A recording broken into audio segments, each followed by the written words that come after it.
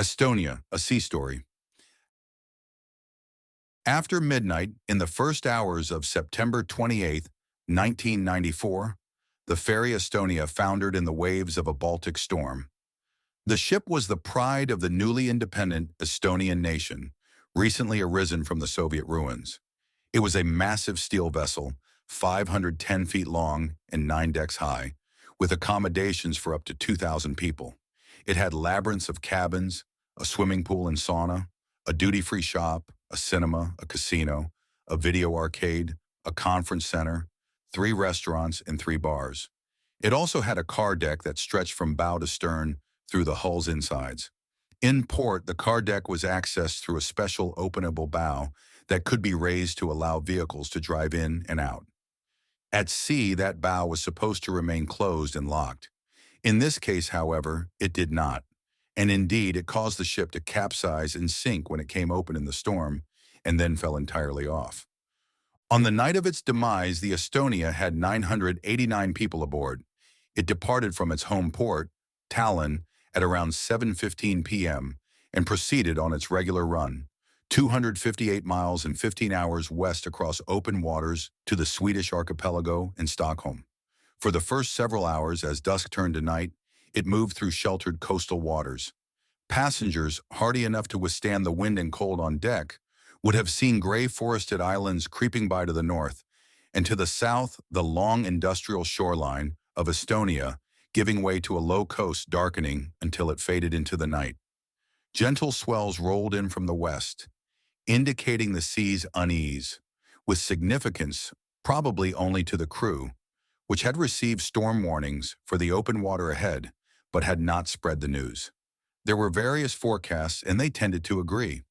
An intense low-pressure system near Oslo was moving quickly to the east, and was expected to drag rain and strong winds across the route, stirring up waves occasionally as high as 20 feet. Such conditions were rare for the area, occurring only a few times every fall and winter, but for ferries of this size they were not considered to be severe.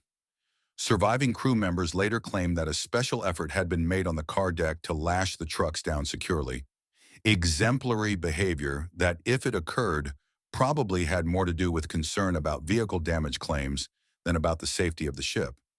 No other preparations were made. The main worry was to arrive in Stockholm on time. That night, the ship knifed ahead at its full 19 knots, with all 4 main engines fully throttled up to their combined output of 23,500 horsepower, driving the hull across the gently accumulating seas. The vessel's motion was at first barely noticeable to the passengers. Inside the Estonia, the public spaces had the look of a coastal casino designed around a nautical theme. Completely serviceable, but over-decorated in red, a bit worn, a bit out of date. Though many couples and a few groups were aboard, collectively it was a ship full of strangers, with little time to make new friends or, as people do on longer passages, to fall even temporarily in love. The experience of the sinking therefore turned out to be lonely and highly atomized. Observers who later claimed that a social breakdown had occurred failed to take that into account. Still, at first that night, there was something of a cruise ship atmosphere on the Estonia, as passengers dropped off their bags in their cramped, Pullman-style cabins and emerged to explore the possibilities for whiling away the hours. Their choices ranged from visiting the sauna and pool on Deck 0, deep below the waterline, to stopping by the various bars, entertainment spots, and restaurants on Decks 4, 5, and 6. Deck 7 contained the crew cabins, but it had an outside promenade for passengers who wanted to feel the wind and watch the ocean surge by. An external staircase led to additional outside space on Deck 8, from which the lifeboats hung on davits. Because of the wind and the cold, only a handful of passengers ventured outside. Turned inward from the sea, the others lingered over their drinks and meals, and as the evening drew on, talked, read, gambled, or watched dancing girls and listened to Estonian rock in the Big Baltic Bar on Deck 6. By 10 p.m., the Estonia had passed north of a lighthouse called Ostmusar and was moving through the open ocean in deteriorating weather, with rain, strong winds, and an overcast scudding low and fast across steep seas. The ship was still running at full power, but it was slowed now to 17 knots by the impacts of the waves, which rose regularly to 10 feet and higher. Sheets of salt water were torn loose by the plunging and driving of the bow. They swept as heavy spray across the foredeck and rained against the window-lined superstructure as high as the upper decks and the navigation bridge. Though the motions of the hull were complex, the ride was rough, mostly just in pitch and not in roll, because the waves, unlike the winds, came from nearly straight ahead. The ship heaved upward and vibrated in the heaviest water and slammed down into the troughs, sometimes with a crash. The motions were difficult to predict even for the crew. Some passengers grew seasick and retired to their cabins to suffer in private.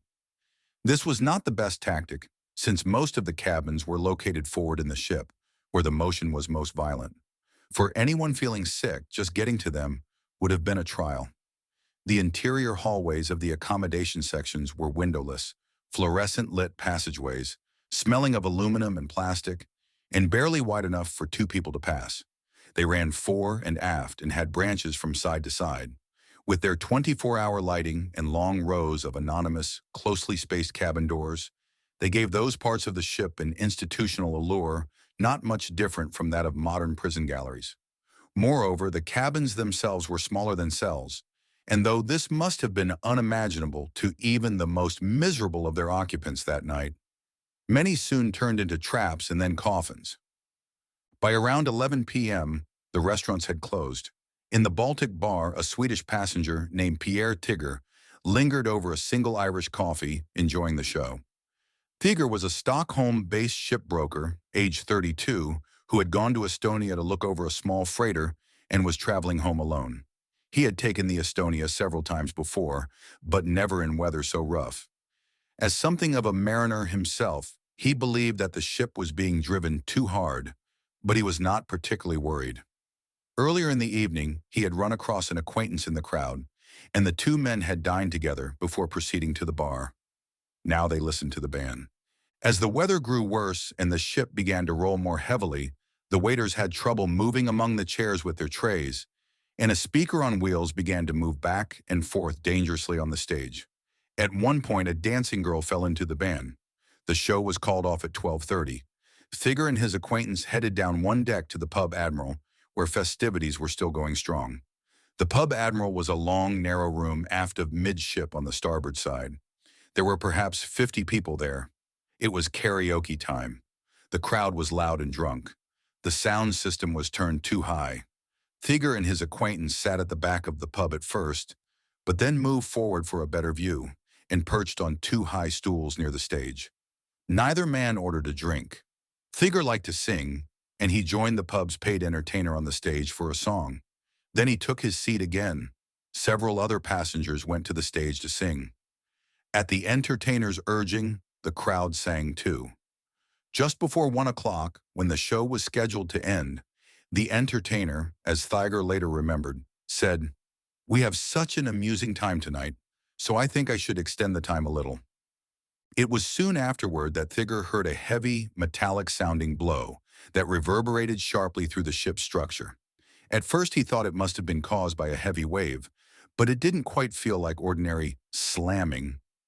He wondered if a truck might have overturned on the car deck. But no, the impact was too strong for that. It was almost as if a whiplash had run through the bulkheads. Tigger did not express these thoughts, and his acquaintance said nothing either. A murmur may have rippled through the crowd, but the noise level was too high to tell for sure. The mood remained determinedly festive. Tigger heard a clear comment from only one passenger, a man nearby who joked, "Ha! Now we have sailed against an iceberg," and took another gulp of beer. The singing continued unabated. About half a minute later, there was another impact, identical to the first. Tigger got the distinct impression that the ship was swerving. He said to his acquaintance, "Do you feel it? We are swinging longitudinally now." His acquaintance said, "Yes, we are." Tigger felt a little unsettled and reassured himself with the thought that the ship must have turned directly into the waves, perhaps to lessen the rolls while the crew lashed vehicles or cargo more securely to the decks. Suddenly, however, the ship shook with a strange back-and-forth movement and began to wallow. It rolled to port and starboard a few times, and then rolled steeply to starboard and came back a little, but never returned to level. The initial list was enough to cause glasses to come crashing off a shelf and a speaker to rumble across the floor and collide with a railing. The singing stopped. Thieger felt butterflies in his stomach. To his acquaintance, he said, "Now there is something completely wrong. Now let's get out of here." "Yes, as you say," his acquaintance said. The two men jumped up and had taken only a few steps toward the exit when the heel increased to an angle that Thieger estimated to be about 30 degrees. There was immediate panic in the pub, with much shouting. The bar counter stood along a wall on the pub's port side. The bartender had braced herself behind it, but she collapsed, screaming under a deluge of bottles and glasses. Refrigerators came loose, and stools slipped out from under the patrons who clung to the countertop to keep from falling. Others slid across the floor in a confusion of tumbling tables, chairs, and sound equipment, and they piled up in tangles along the ship's starboard side, across and down slope from the exit. The bar counter itself broke loose. Many people were injured and subsequently died.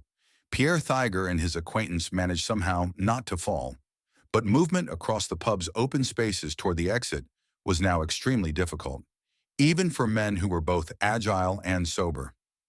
At the receiving side of the pub admiral's deadly collapse, along the starboard wall, sat another Swede of about the same age, a recreational diver named Rolf Surman, who turned out to have prodigious reserves of calm and great presence of mind.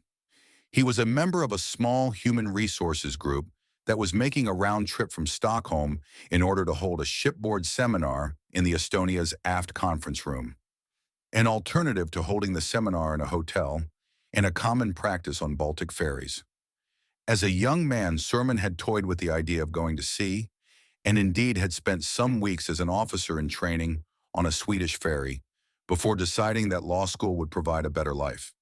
Like Thieger, he had disapproved of the speed with which the Estonia was being driven into the waves, and he had contrasted this handling, as he later said to me, with the policies he remembered from his Swedish ferry service, during which ships had been slowed early for passenger comfort, in the expectation that people would maintain their spending in the restaurants and bars. The Estonians were evidently not yet appreciative of such capitalistic subtleties. Earlier in the evening, Surman had watched as the officers pushed their ship past another ferry in a typically brutish Soviet manner. At dinner, many of the people in his seminar group were sick. They consumed a pre-ordered 3-course meal nonetheless, and 3 bottles of wine for 12. Afterward, they broke up for the night, but Surman and 4 female colleagues headed up to the windward promenade on deck 7, port side, to look at the sea.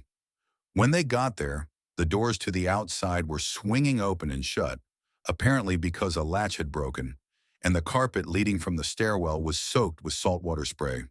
3 of the 4 women grew nervous about going outside. Eventually, they all found shelter in the pub Admiral. They ordered beers and, for a while, sat too close to the speakers to be able to talk. Well before 1 a.m., they retreated from the noise to the farthest reaches of the pub, which happened to be across from the exit, along the ship's starboard wall. During that short walk, Surman felt 2 or 3 distinct shocks on the deck under his feet.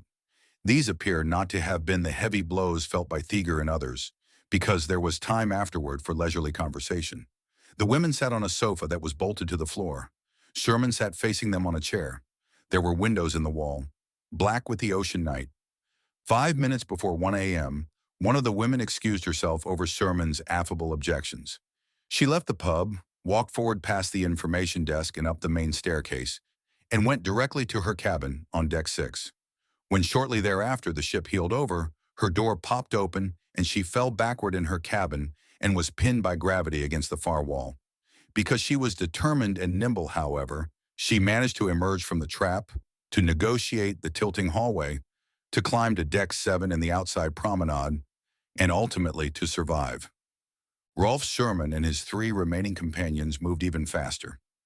As the pub Admiral collapsed into chaos and screams, they jumped onto the sofa to avoid the sliding debris. A wave lapped against the windows beside them and then covered the glass with solid green water, lit by the light of the ship's interior. When the ship rocked back from the steepest angle, Surman and his group seized the opportunity to gain the exit doorway nearby. They waited there briefly for another cycle, and then lunged across an open space and dashed through a lateral corridor toward the aft stairway, which was just beyond the center line of the ship on the port side. During that dash, a falling refrigerator nearly hit Surman and smashed into a wall. A man emerged from a forward corridor shouting, "Don't panic! The crew has everything under control." They did not panic. On the other hand, they believed that the ship was out of control. They came to the aft stairway. Using the railings and brass banisters, they hauled themselves rapidly up 2 levels, encountering only a few other passengers along the way. At around this time, there was a weak announcement in Estonian, "Heire, heire, leval on heire," meaning alarm, alarm. There is an alarm on the ship. Surman and his companions did not hear the announcement. At the top of the stairway, on deck 7, they found that some of the crew had formed a human chain to help people up the sloping floor to the promenade doors. Then the ship heeled more steeply, however, and the crew disappeared onto the open deck outside. Surman and his group made it to the doorway nonetheless, and by grasping the frame, they pulled themselves through. They were among the first passengers to reach the promenade. After failing to open one of the life vest boxes, they succeeded in opening another. Still functioning as a group at that time, they helped one another to find life vests with no missing straps and to put the vests on. Pierre Tiger and his acquaintance were slower to escape from the pub Admiral, though not for want of trying. The brief opportunities provided by the rolling motion, the cyclical moderations of the starboard heel that Rolf Surman had exploited, were spoiled for them by the distance to the exit and the presence of other passengers ahead who were either too shocked or too drunk to move quickly or get out of the way. Afterward, the floor angles grew so steep that even crawling was ineffective. Here again, though, people formed human chains. Theiger and his acquaintance were able to reach the hallway outside. With the further use of human chains, they struggled across the ship amid scenes of bedlam and fear, and they arrived at the aft stairway.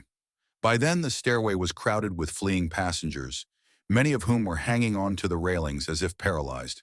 Theiger and his acquaintance tore loose their hands and shouted in their ears to get them moving, and after an agonizingly slow climb, they finally arrived on deck 7, somehow negotiated the steepening floor, and moved through the double doors to temporary safety outside.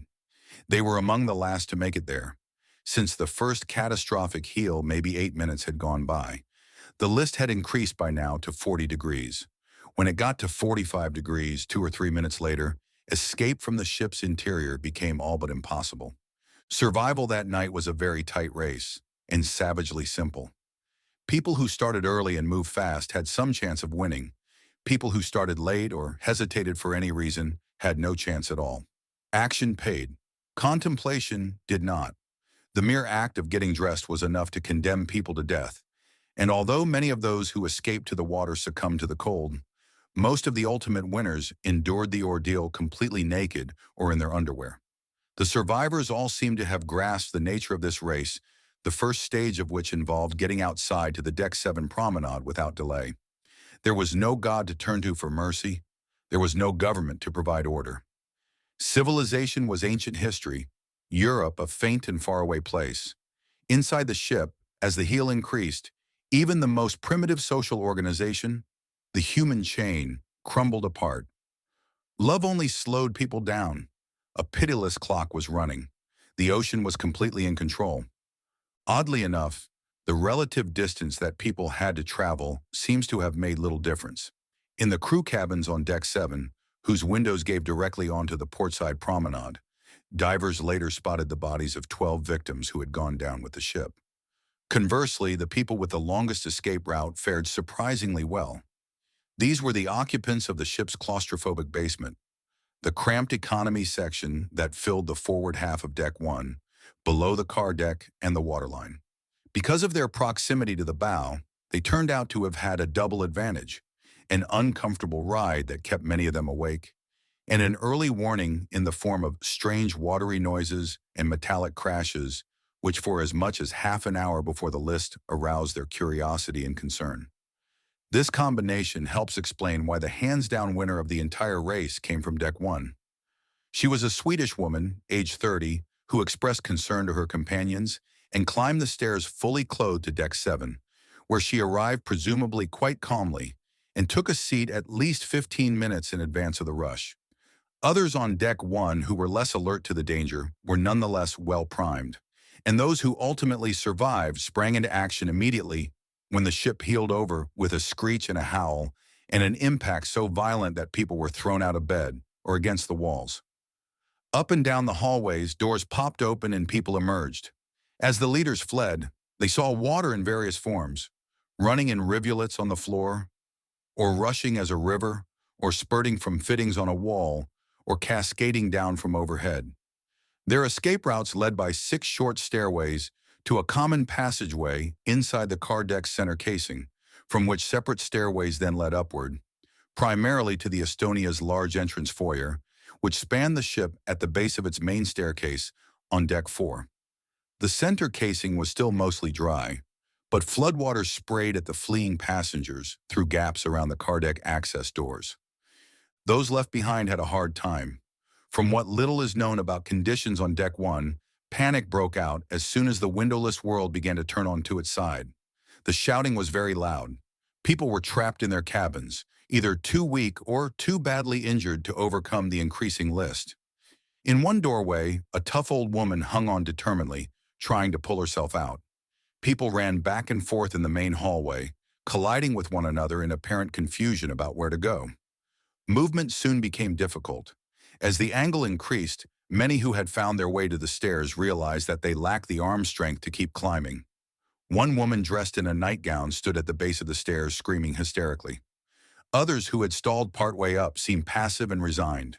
They were overtaken by people who could not help them, and who, although still capable of movement, were themselves losing the race to escape. Here, here, leval on here. On the upper passenger decks, 4, 5, and 6, in the extensive accommodation sections, the hallway scenes were just as rough. People who had emerged from their cabins were trying to escape along the fore-aft corridors, which at the regulation width of 3.9 feet were tight even under upright conditions, and became extraordinarily difficult to negotiate now as they began to rotate onto their sides, shrinking vertically and forcing people who were starting to walk on the walls to crouch as they attempted to proceed. Some crew members were seen trying at enormous personal sacrifice to help them along, but all was confusion, congestion, and noise, raw terror contained in those fluorescent-lit prison galleries. The starboard cabin doorways now became chasms that had to be jumped across. Passengers who failed fell into the cabins, and some did not emerge. The transverse corridors became dangerous shafts, dropping away to the starboard side. Though no witnesses of this survived, after seawater began to enter through breaking windows, those shafts became deadly wells.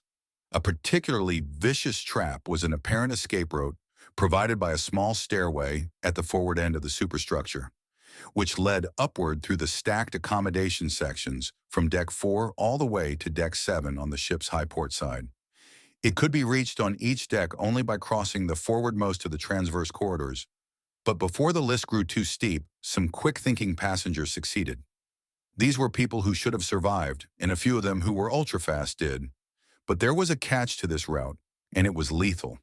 The principal stairways on the ship were built in a fore-aft direction, an orientation that allowed them to be scaled by strong people using the railings at relatively steep angles of heel.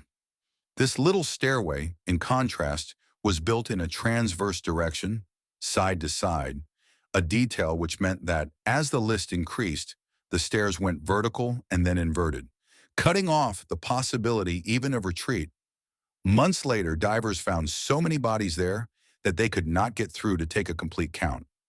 Most of the passengers fled toward the main staircase at the center of the ship, emerging into the large open spaces that surrounded it on every deck, and then crawling or lunging as best they could to gain the banisters and railings. Handrails gave way from the start. As more people arrived and the list increased, passengers began to slide and fall, and some were crushed by toppling equipment. The scenes of loss and bedlam defied coherent description by the survivors who witnessed them. On Deck 4, 2 women who had reached the staircase lost their grip and fell fatally against a wall. Others had already been badly injured, and some were lying apparently dead.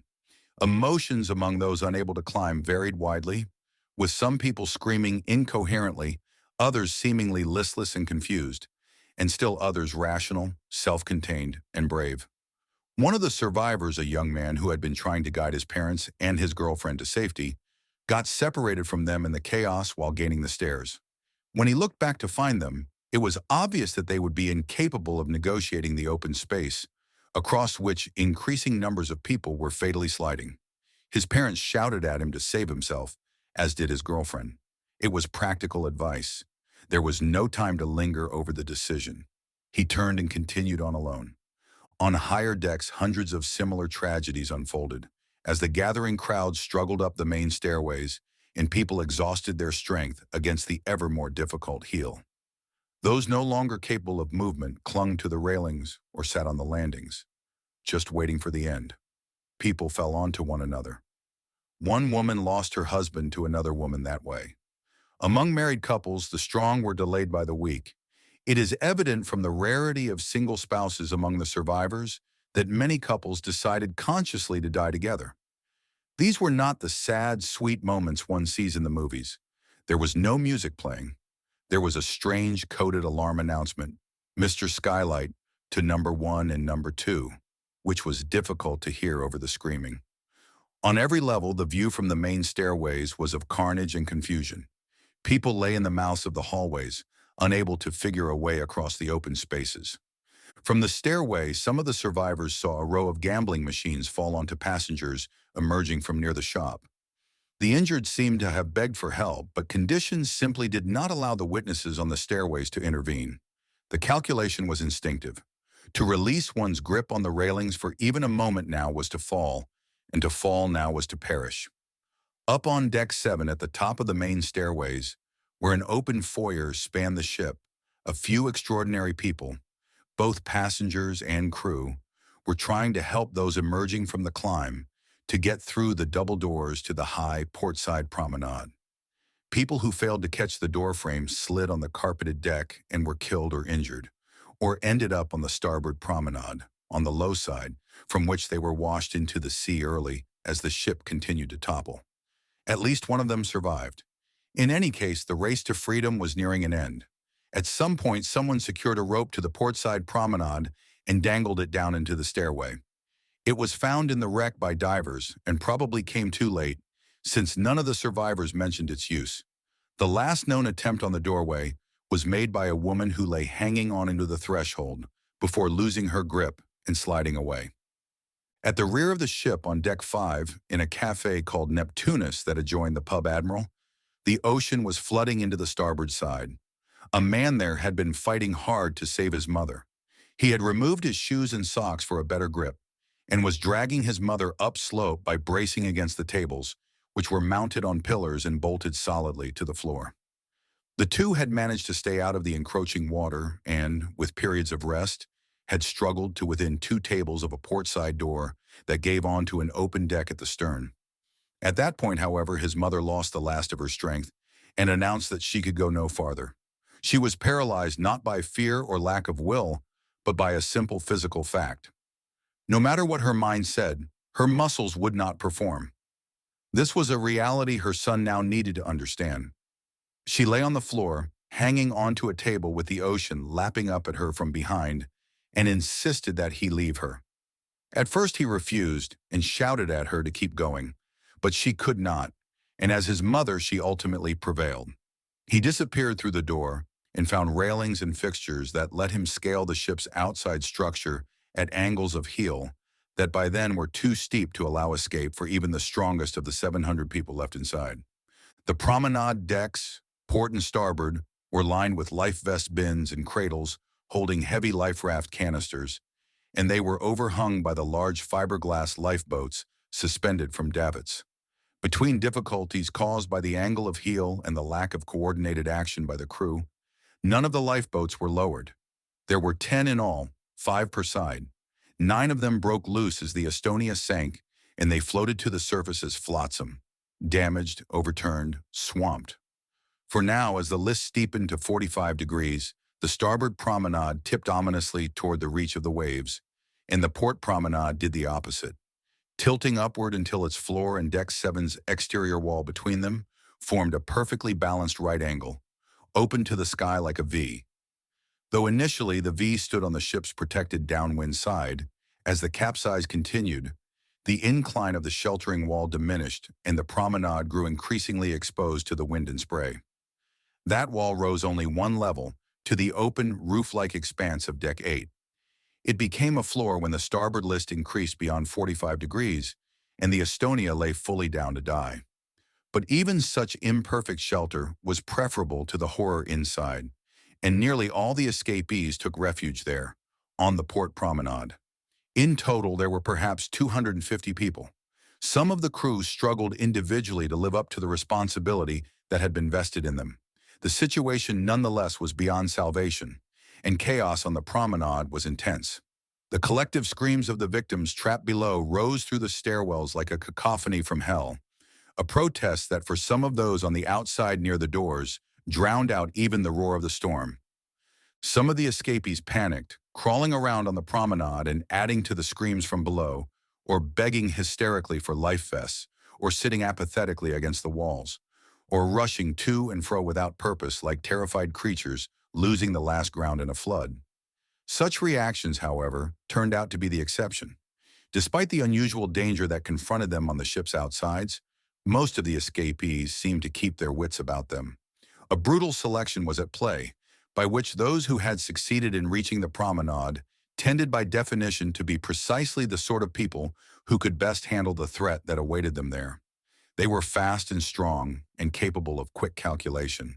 Though their actions once outside were largely self-centered, with personal survival predominating over other concerns, many of the escapees proved able to work together to achieve that end, preparing and deploying the heavy life rafts, for instance, or attempting to free the lifeboats, however impossible that turned out to be. A few went further and became genuinely altruistic.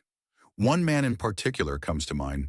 He stood on the promenade looking completely composed, reassuring passengers around him that they would survive, patiently instructing people on how to don the life vests and setting up an efficient system for the vests' distribution. Others played equally powerful roles. It was as if human society, having been torn apart, was starting to remake itself already. As if with time, there could have been kings and queens on that drifting hull, and maybe even priests. But then the ocean washed them all away. There was criminality, too, perhaps because among the various admirable characteristics being selected for, the less admirable traits of opportunism and raw aggression lay inextricably entwined.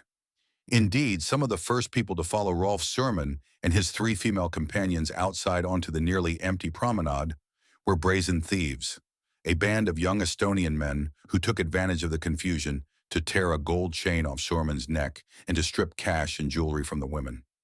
With startling speed, they robbed others on the deck and then disappeared inside, apparently to work through the crowds that were just beginning to surge up the staircases. They were confident, as criminals tend to be, and they must not even have considered that the ship might then trap them, though the best evidence is that it did. Surman was angered by the assault. Still preoccupied with finding adequate life vests for himself and the three women, he was soon confronted with aggression of a more dangerous kind. The problem started as fighting that broke out among passengers competing for life in the aft stairwell. Violent behavior related to panic, but more focused and productive, which had the effect of intensifying the selection process underway, and especially toward the end, of delivering predators onto the port promenade, who had managed to come from behind and would stop at nothing to survive. A group of these people emerged from the stairwell as the list approached the cutoff of 45 degrees, and having fought their way to the promenade, they lunged at passengers already there, wrestling life vests from their grasp or tearing them off their backs. People fought back, of course, but some lost. It was not known what happened to the victims, but if they went into the water without flotation gear, as some passengers did, it is fair to say that they were murdered. The effect of the fighting on Surman and his companions was less direct, but serious enough.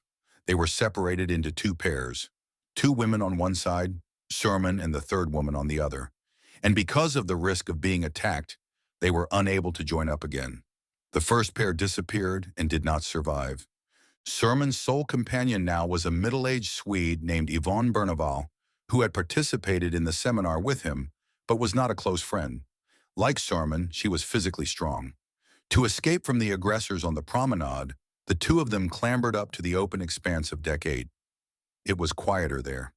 The deck, which again essentially served as the ship's roof, was like a steel beach angling down dangerously toward the oncoming waves. Its slopes, however, were covered by non-skid rubberized mats and were interrupted by life raft cradles, pipes, and protuberances of various kinds, and the walls of higher structures, including most notably the captain's quarters and the navigation bridge above it, and the large midship funnel, all of which allowed for adequate purchase. As the ship continued to capsize and flood, its movement softened, with the unfortunate effect that the waves reached higher against the decks, plucking off victims in small groups or one by one. When the auxiliary engines failed and the lights flickered off, a new round of screaming erupted, but it quieted when the emergency generator kicked in. Increasing numbers of people arrived on Deck 8, actually now climbing down to it, because the formerly upward V formed by the promenade had rotated so far to starboard that the alternative escape route across its rails and onto the ship's port side had risen beyond their reach. The storm was howling, generating waves as high as 28 feet. The ship was visibly sinking at the stern. Already the aft starboard corner of Deck 8 had gone under. Crew members and passengers were deploying the automatically inflating life rafts but having trouble with the wind, which blew unsecured rafts entirely away and jammed others against railings and edges. The wastage was enormous. The ship had safety equipment for more than 2,000 people, but it was clear that among the few hundred escapees outside, many would go wanting. Desperation mounted. Getting the rafts into the water and then getting into them proved to be just about impossible. Many rafts, when activated, turned out to be underinflated anyway. There weren't enough good ones to keep up with demand. An apparently perfect raft suddenly inflated, complete with a tent-like canopy and a little flashing light, and in response a large crowd rushed it. Far too many people to get in. Yvonne Berneval wanted to rush it too, but Surman was afraid of the crowd, no less for its mood than for its size, and he persuaded her to stay away. He was struggling with a life raft container of their own, and had hopes of getting it open in time.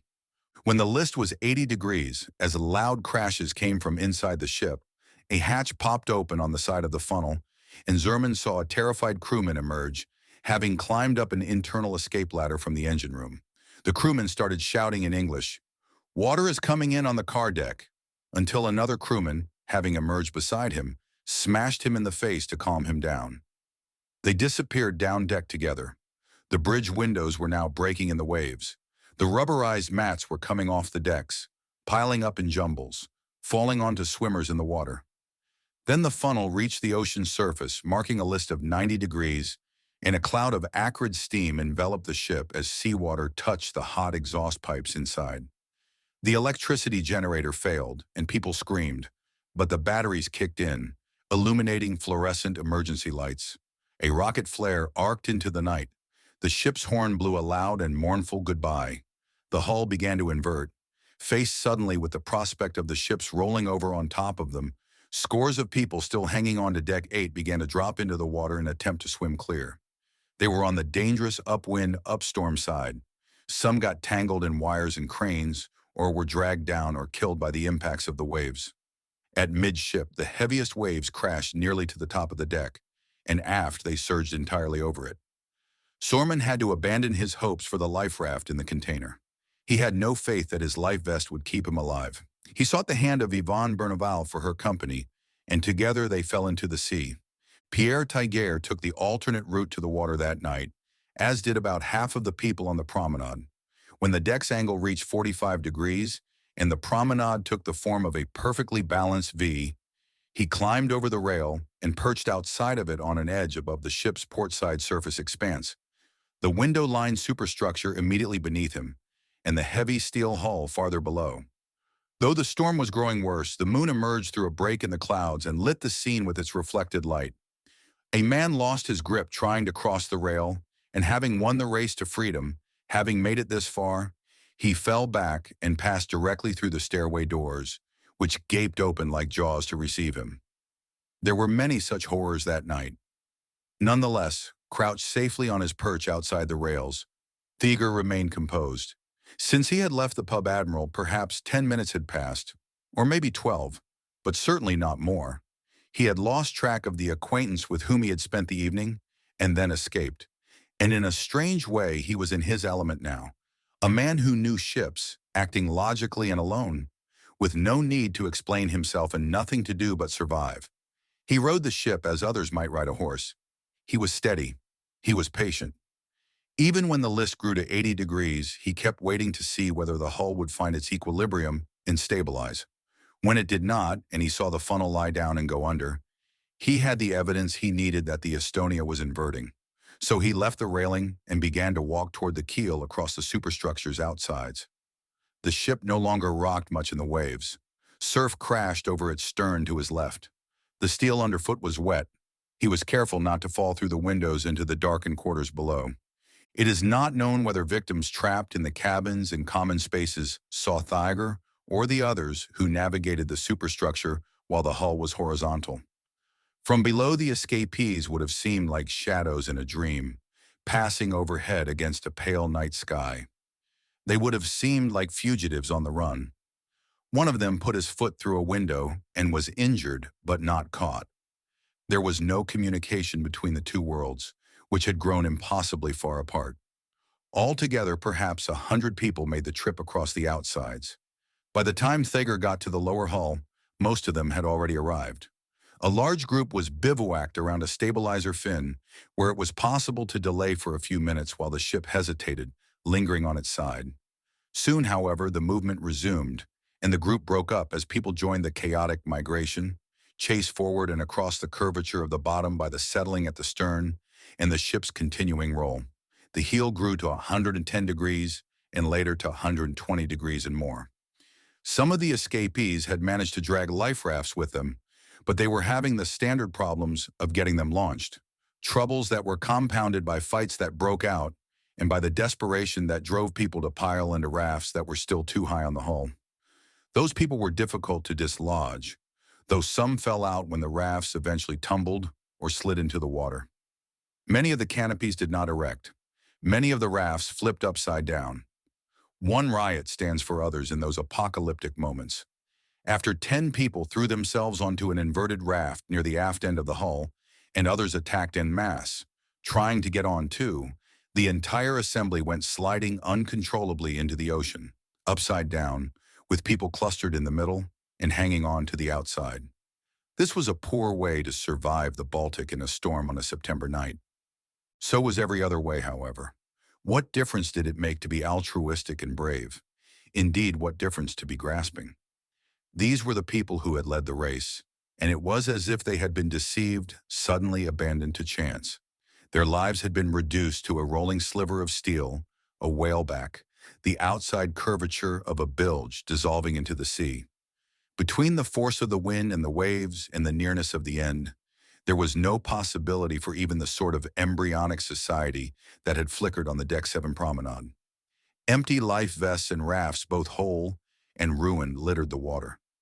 People were scattered up and down the overturning hull, walking, crawling, lying down. And though some seemed to cluster, each of them, in effect, was alone. A couple was separated when the husband jumped into the water and beckoned to his wife, and out of terror she refused to go. As one by one they were picked off by the waves, Pierre Theiger got the impression that the ocean was reaching up to fetch them and drag them down. His own turn was coming soon.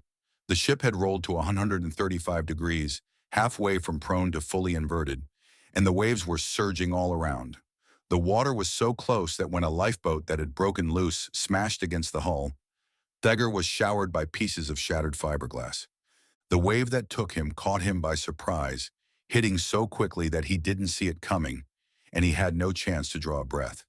He was pulled below the surface, came up, and was pulled below again on what seemed to him to be a long, long trip. The ocean bubbled and roared around his ears. Then he rose, and though he seemed to be drifting upward forever, and though he swallowed water several times, he did not breathe the water in, and eventually he arrived on the surface. Empty life vests floated in abundance there, and he caught hold of several, along with a wooden plank for good measure. Driven by the wind, a line of life rafts disappeared behind the hull, like a string of pearls, Theiger thought, or a Saints' Day procession. The waves would have seemed mountainous from his swimmer's height. They bore down on him with speed, carried him upslope to the crests, and then dropped him behind as they rushed on, hissing into the night. Many of them were breaking, throwing powerful white cascades down their forward slopes, leaving scars of foam on their trails. The air was full of spume and spray. Tiger heard a frightened swimmer nearby, calling for help. Encumbered by his vests, he paddled over to assist him as best he could. Later he spotted a life raft, swam to it, and got in. It was characteristic of Tiger that he did not cower in fear, but sat up to look outside. The Estonia was showing its keel and slowly sliding below the surface on a steep angle, stern first. It had raised its bulbous nose so high that parts of the bridge remained clear of the ocean's surface. Ever the observer, Tiger noticed that there was something very wrong with the front end, that the ship's openable bow had somehow fallen off. Tiger was face to face with the cause of the Estonia's demise. Survival in the water was a desperate affair. The night was rent with the cries of invisible victims pleading for help, growing weak with the cold, moaning, going silent, and losing the fight to stay alive. Nothing could be done for them. Those without life vests simply slipped away. Those with life vests died on the surface, alone among the waves.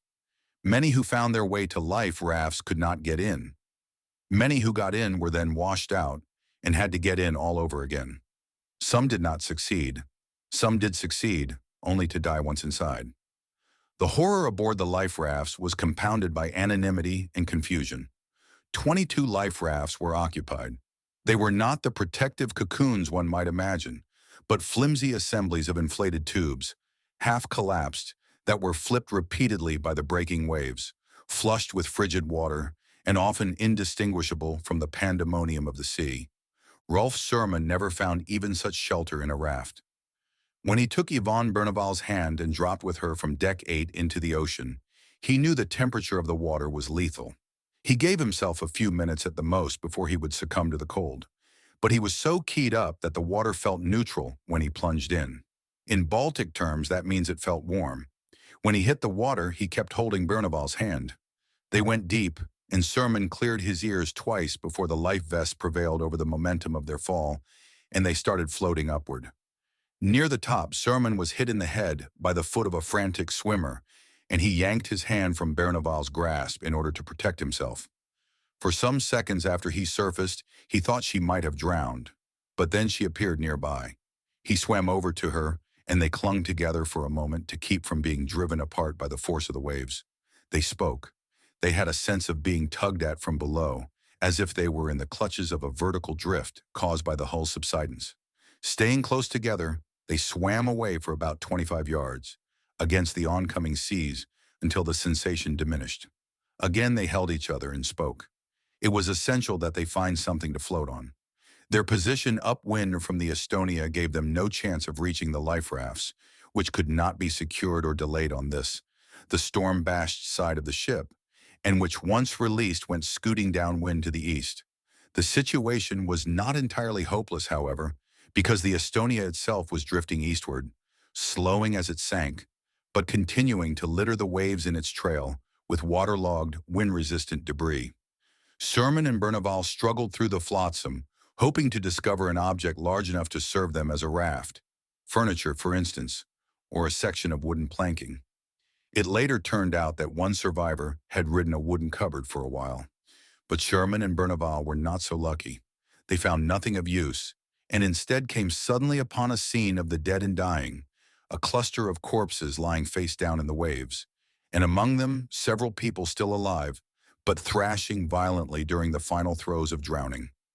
In their haste to avoid entanglement, Surman and Berneval split apart, he striking to the left, she to the right.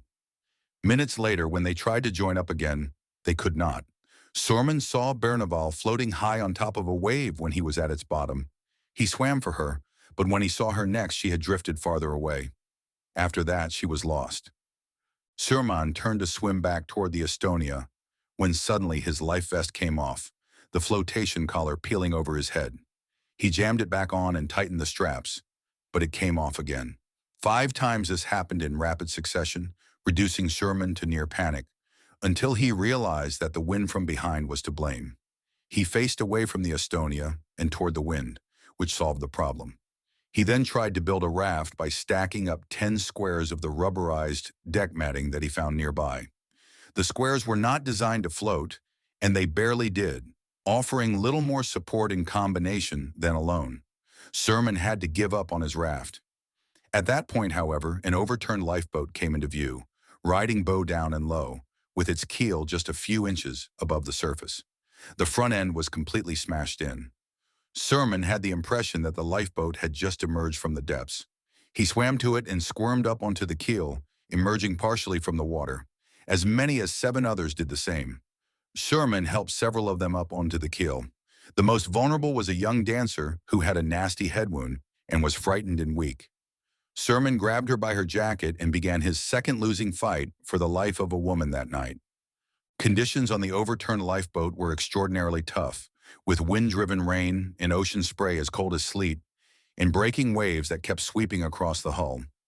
The man who had found the safest position, at the stern, made no attempt to help the others, and clung with both hands to the propeller shaft in a full-blown panic, wailing prayers and loudly calling to God.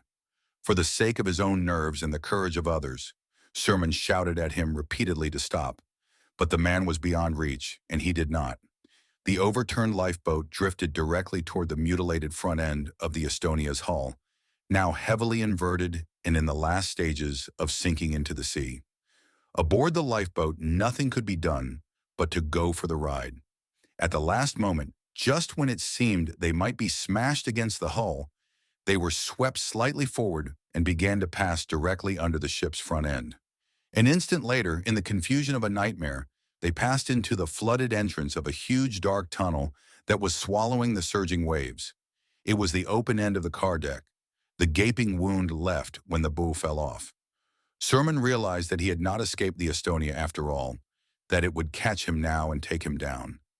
Unable to endure the sight, he turned his head away in fear. When finally he found the courage to look again, the Estonia was gone.